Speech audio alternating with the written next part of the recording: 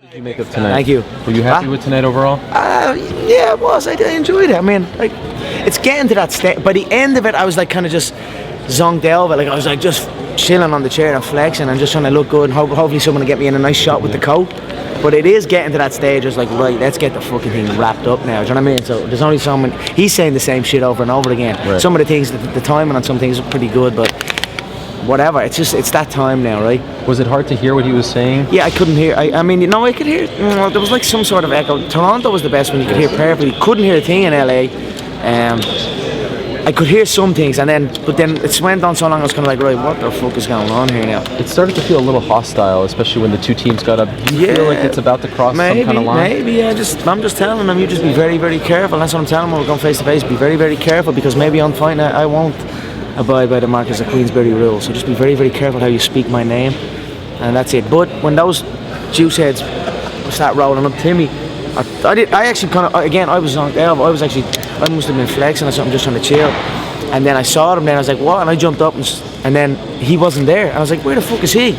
And then it was just handbags after that. And then he was out there, and then we squared off. So he came here just moments ago, and he was very upset because he said that you talked about his daughter, you talked about the mother of his children. You talked about the race thing. He thinks that it's getting to that point where it's becoming racially. Well. Are you going there? No. If anything, I wanted to kind of squash that and have a little bit of fun. That was a playful thing. You know what I mean? I included the daughter and had you know what I mean? It's all fun on my part. If he is in that mindset, well then that's his business. Am I gonna? I don't care. I don't care. I know who I am. People who are watching know. You know what I mean? So if he's upset and angry, well then, great. Can you clear up those people are bringing up the dancing and things like that? Is that what you're trying to insinuate? What are you trying to say? What do you mean insinuate? People are saying, "Oh, Conor McGregor is racist because he's saying dance." Yeah, that's ridiculous. How does that make sense? I don't know. I honestly don't know. That's what's annoying me. I mean, that's why I wanted to bring it up today in a way, in a playful way. I mean, how could you say that when look at me for fuck's sake? I mean, I'm coming out rapping, bleeding Biggie. I'm giving respect. You know what I mean? I'm engaging in the entire. I pulled out Jay-Z's album and all tonight for fuck's sake. So look, I'm a big fan of the shit. I'm a big fan of the culture. You know what I mean? Like I said, he asked me what my playlist is. All I listened to was rap. You know what I mean? So I'm just out there having fun. If he's out coming in here and thinking I'm disrespectful and he's angry, so what? Deal with it. Why did you wear this? What was the inspiration behind it? I was back in New York. I had a mink the last time. It was hard out, and I was wearing topless shopping, and I was just floating around the shop. And I saw this and I said, fuck it, I'm going to stay topless and just throw this coat over it. And then I showed up and then there's a big red carpet and I was like, what? It was like a bleeding Victoria's Secret yoke or something, you know what I mean? Right. And how do you attack London now? After today, do you feel like there's a certain we'll see what happens. Yeah, he'll still be in his box, but if we're getting hostile, we'll get hostile. Are you worried it will? No. I mean, look, we'll see what happens, isn't it? It's easy to say here in Brooklyn. Ask me after a 10-hour flight all the way to London, and then no sleep, and then thrown onto a stage, how I'm gonna feel. Maybe if something kicks off, it will be after that long flight. You know what I mean? So we'll see, but I'll be ready for anything. Many times he's right there with his back to me. If I really did want to, I could just latch onto his neck and sleep him. None of those big juice monkeys could do anything about it. You know what I mean? Look at the size of those two fools he had. You know what I mean? Big, blown up. They couldn't even run back and forth. So they could do nothing to stop to take me around his neck. So what do you think when he comes out with the flag? Is that too much?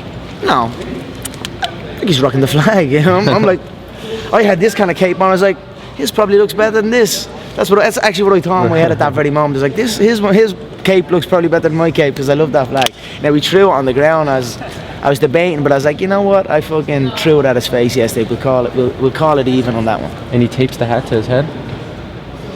I don't know. I hit it and it was glued to his head. I'm wondering what's under that head or what's under that hat. So, yeah, I don't know why he's always wearing that hat. His head's a little small head, so he might want to give the illusion, but he's in over his head here, Ariel. He's going up against a true gorilla here. I am a gorilla. I will rip him limb from limb. So he's about to be mauled and embarrassed, and I don't give a fuck. I don't feel nothing for him. Do you feel like you're in his head? After potentially, probably feel different like I always do. I'll always have that bit of respect, but right now, I'm gonna rip him apart, and I don't give a fuck about his legacy. I don't give a fuck about his money troubles. I don't give a fuck about nothing. Do you feel like you're in his head? Under his skin? I think he can handle it as well. I think we're both similar. I think we just enjoy the show. I think we enjoy the circus, and we're bouncing back and forth off each other. So let's hope the fight goes the same way. Let's hope he can do what he's saying. He's made some statements. I'm gonna KO him, he said. And today he said, I can fight. I said, you can't fight. But then I was like, show me you can fight then. You know what I mean? Show me you can fight. So if he comes to fight, I'll win the fight no matter what. But I'm saying if he does, I'll give him his respect. But look, August 26th is closing in now, and we'll see then. What did you think when he said the other day that he would fight with 4-ounce gloves? What do you think? You know what I mean? What do you think, for fuck's sake? Why do you think I went in 10? Why do you think I went in 10 ounce? Why wouldn't he put me lower? I'm a 145 pound champion. I'm also a 155 pound champion. Why give me 154 pounds? Why do that? Why not go 147? I'll tell you why, because he doesn't want me in 8 ounce gloves. He wants me in the bigger gloves, and that's it. So he can say what he wants, and I mean, again, it's documented. That's the beautiful thing about this. Everyone's staring right to the camera and giving their opinion and their verdict. It's all documented. It's all there for me to enjoy post fight. You know what I mean? Just to enjoy. You know what I mean? Just a proper enjoy. What have you got to say now?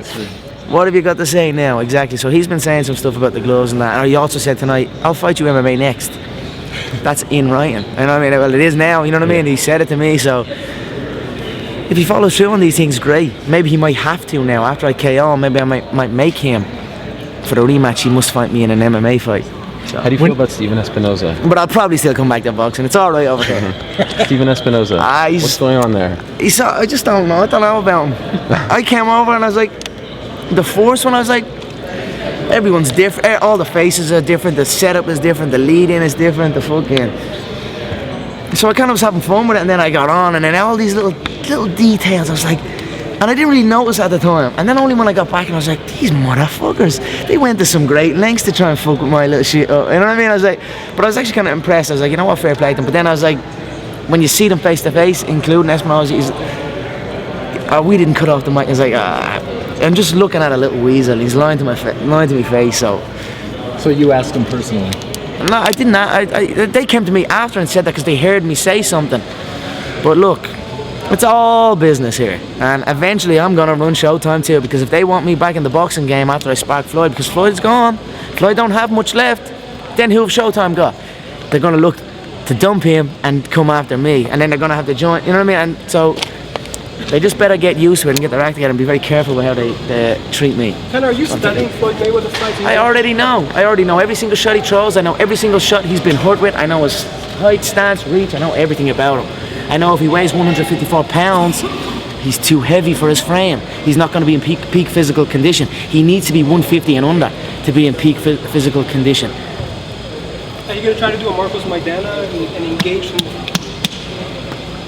I'm going to do whatever I want in there. Last thing, Conor, what's the score going into round 4? If this is a 10-point must system, everyone's having fun. Press conference? Yeah, what's the score going into round 4? For the press conference? Yeah. I think I won round 1. I think for the situation they put me in round 1, and for me to come through it, and then the exchange with Senior in the back. Yes.